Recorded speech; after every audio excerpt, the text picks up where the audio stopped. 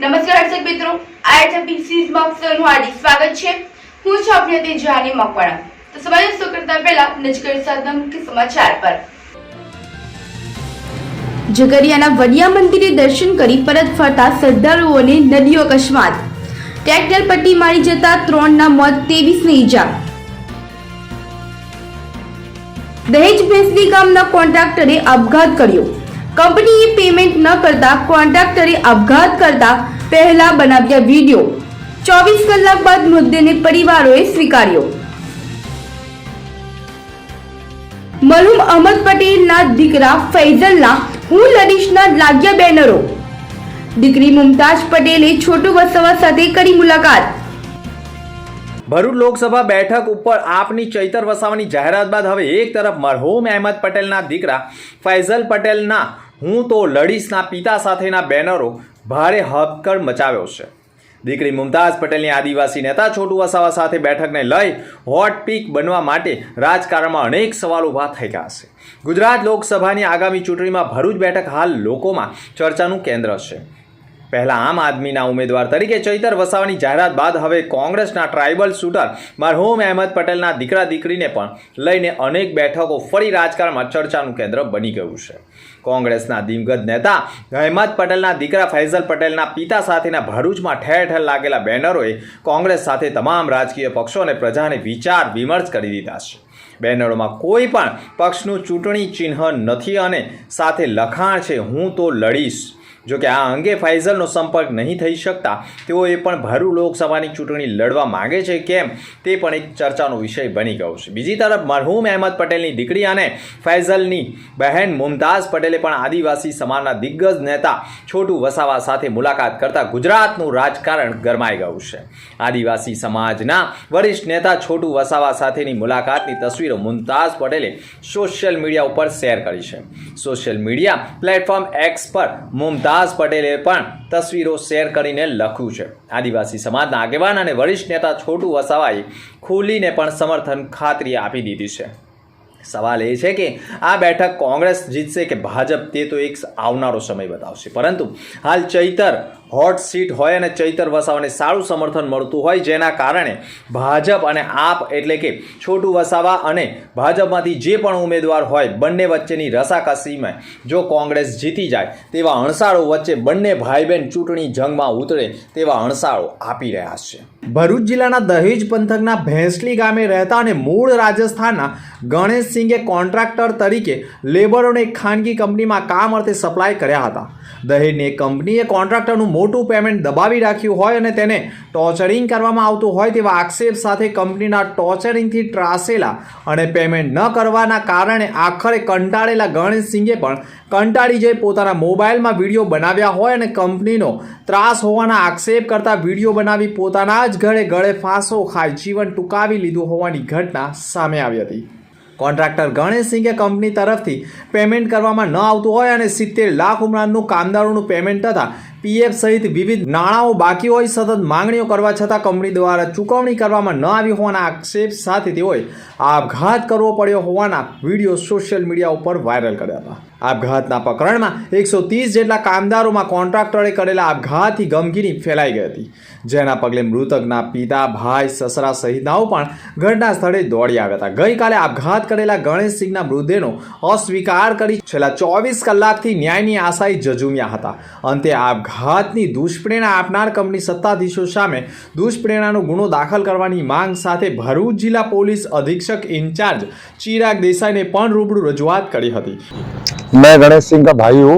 मेरा एसपी साहब से ये निवेदन है कि गणेश सिंह के साथ जो घटना हुई है ऐसी घटना आगे चल के ये कंपनी वालों की वजह से कोई भी कॉन्ट्रैक्टर या कोई लेबर के साथ ना होवे और हमको न्याय दिलाए। और इन्होंने बहुत टॉर्चर किया। इनका 60-65 लाख रुपया रोक रखा है, 2020 का से रोक रखा है पैसा। और 16 तारीख 17 तारीख को मांगने गए, 17 को 18 को मांगने गए तो 18 को तो गाली गलौज देके भगाया है कि तुम्हारा कोई पैसा नहीं है, तुम्हारा काम और बंद कर दूंगा मैं कल से। फिर जाके ये घटना उन्होंने की है। कल से आपका भाई का मृतदेह कहाँ है और क्यों नहीं उठा रहे? हॉस्पिटल में। हमको न्याय नहीं मिलेगा जब तक हम डेड बॉडी नहीं उठाएंगे। અને પોલીસ તરફથી પણ ઝીણવટભરી તપાસ કરી કાયદેસરની કાર્યવાહી કરવાની બાહેધરી આપતા આખરે મામલો થાળે પડ્યો હતો. સમગ્ર પ્રકરણમાં દહેજ પોલીસ મથકના પીઆઈ પ્રદીપસિંહ વાઘેલાએ પણ સમગ્ર ઘટનામાં મૃતકના પરિવારને પણ આશ્વાસન આપ્યું હતું કે સંપૂર્ણ પ્રકરણમાં ઝીણવટભરી તપાસ કરી કાર્યવાહી કરવામાં આવશે અને તમામ પુરાવા એકત્ર કરી દુષ્પ્રેરણાનો ગુનો બનતો હશે તો તાત્કાલિક દાખલ કરવાની હૈયાધારણા આપી હતી. જેના પગલે 24 કલાકથી ભરૂચ સિવિલ હોસ્પિટલમાં પોસ્ટમોર્ટમ રૂમમાં રહેલા મૃતદેહનો સ્વીકાર કરી આખરે મૃતદેહના અંતિમ સંસ્કાર કરવાની કામગીરી કરવામાં આવી હતી. રાષ્ટ્રીય કિસાન વિકાસ સંઘની ટીમ આજે ડીએસપી સાહેબ પાસે આવેલી હતી. ખાસ તો મુદ્દો એ હતો કે જે ભેસલીની જે રિલાયન્સ કંપનીમાં ગણેશસિંહ નામના એક કોન્ટ્રાક્ટરે જે સુસાઇડ કરેલું છે તેના અનુસંધાનમાં એના જે 3 વિડીયો આવેલા છે એ દર્શાવે છે કે ખરેખર આ કંપનીની સામે અને જવાબદારો સામે અને 306નો માનવ વધનો ગુનો દાખલ થવો જોઈએ એ અમારી રાષ્ટ્રીય કિસાન વિકાસ સંઘની માંગ છે. પણ આજે અમે ડીએસપી સાહેબની ઓફિસમાં આજે રજૂઆત કરતા ડીએસપી સાહેબે અમને ખાતરી આપેલી છે કે વિડીયોના આધારે જે પણ કંઈ ફરિયાદ હશે એ ફરિયાદ અમે 7 સુધીમાં દાખલ કરીશું એવી અમને સાંત્વના આપેલી છે. આ જે આપઘાત કરનાર છે એને જીવ તો ગુમાવી દીધો, પણ એની પાછળ કેટલા લોકોને તકલીફ પડી છે? જે મજૂરો હોય છે, કામદારો છે, એના જે ખરેખર તો એના 8 નીચે 180 કામદારો આ કંપનીમાં કામ કરતા હતા. એને પગાર ચૂકવવાનો હતો. કંપનીએ 4-6 મહિનાથી એનું લગભગ 90 લાખ રૂપિયા જેવું પેમેન્ટ એનું કંપનીમાં બાકી હતી અને ચારે બાજુથી પ્રેશર થવાથી આ ભાઈબંધે આ પગલું ભરેલું છે.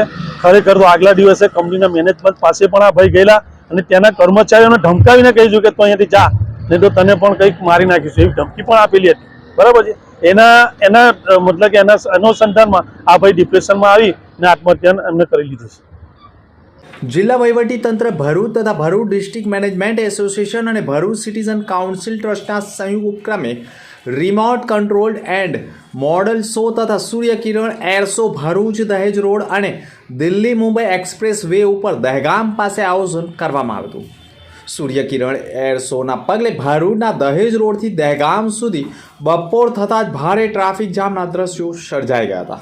ભારતીય વાયુસેનાની સૂર્યકિરણ ટીમ જે એશિયાની એકમાત્ર નવ એરક્રાફ્ટ એરોબેટિક ટીમ તરીકે ઓળખાય છે, તેઓ તેમના અદ્ભુત કૌશલ્યનું પ્રદર્શન કરી આકાશમાં દિલ ધડક સ્ટન્ટ કર્યા હતા.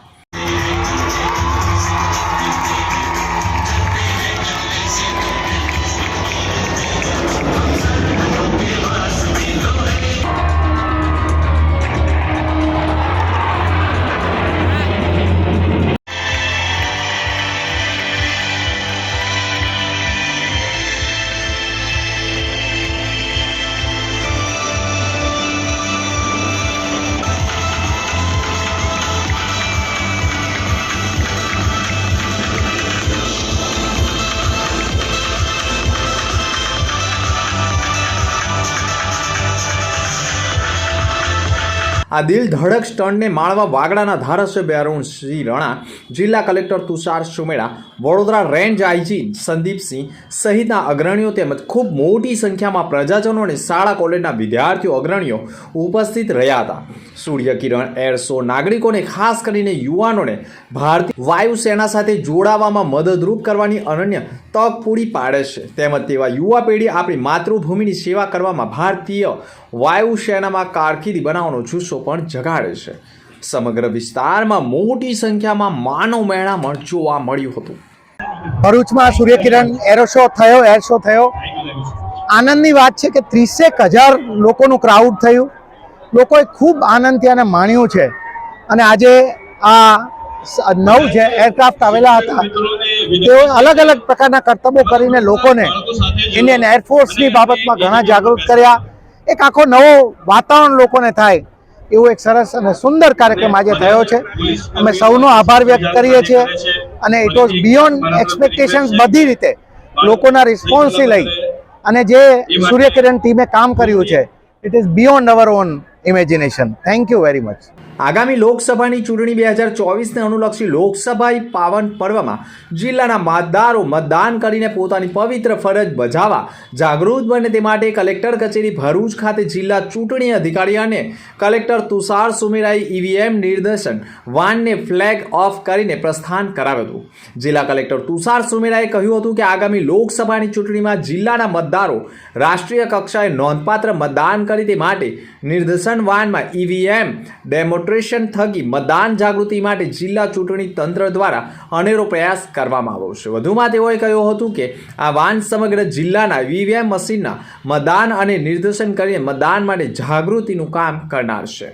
આજરોજ ઇલેક્શન કમિશન ઓફ ઇન્ડિયા દ્વારા ઈવીએમના નિદર્શનનો એક રથ અહીંયાથી લોન્ચ કરવામાં આવ્યો છે, જેની અંદર ઈવીએમથી લઈને ચૂંટણીને લગતી તમામ માહિતી છે અને લોકોને એક અપીલ કરતા મેસેજ છે ચૂંટણીમાં મતદાનમાં ભાગ બનવા માટેના.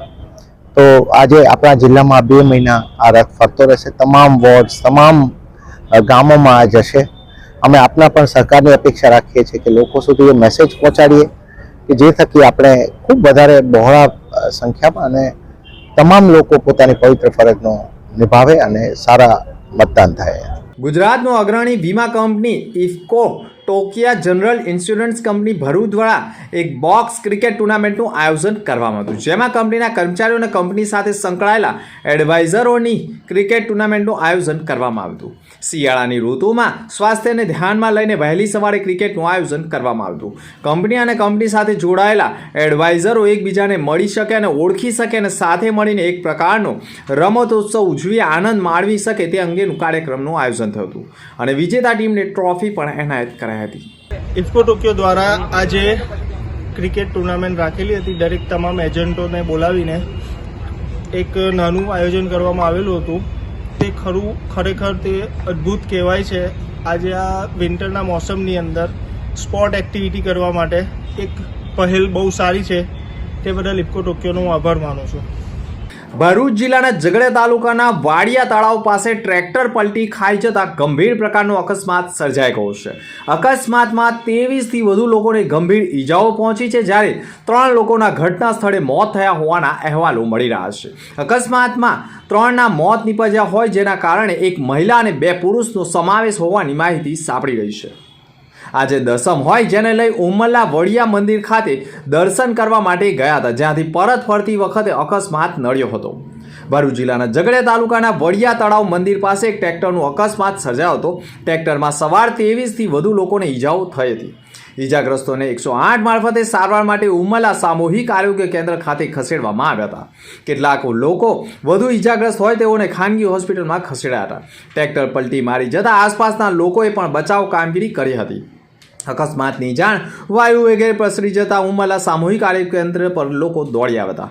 ટ્રેક્ટરમાં દર્શન કરવા લઈ જવાયા હોય અને પરત ફરતી વખતે અકસ્માત સર્જાયો હોય, જેમાં 23 લોકોને ઈજા થઈ હોય અને 3 લોકોના મોત થયા હોવાના કારણે પંથકમાં ગમગીની ફેલાઈ ગઈ હતી.